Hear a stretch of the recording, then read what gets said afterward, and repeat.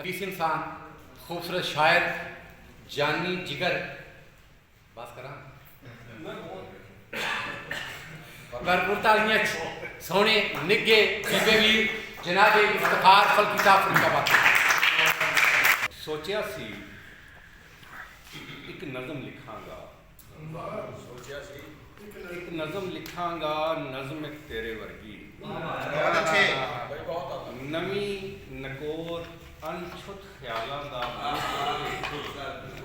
हरफां ते लफ्ज़ां दे मोती जै परो के हसूं हसूं करदे मुख दी एहो जही तस्वीर बनासां ते कलियां भी खिड़ना विसर जासन।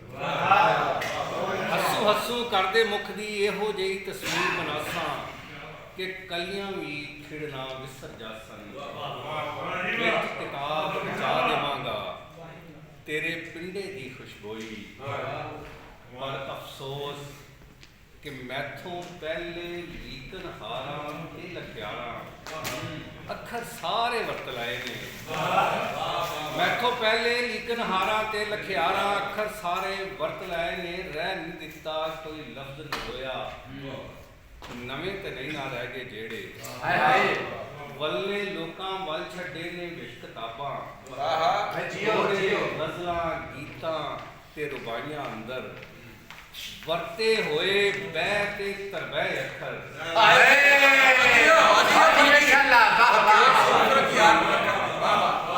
वरते होए बह ते तरबह अखर पेश करन जी नहीं करता। जी करता है तेरे वर्गा कोरा वर्गा आए तैनू तोड़ दिया मैं। जाहिर कर दी है अपने इलम ते फन दी बेहुनरी, दस की तैनू तोड़ दिया मैं। सोचिया सी एक नज़म लिखांगा, नज़म पर नहीं लिखी थी मैथों।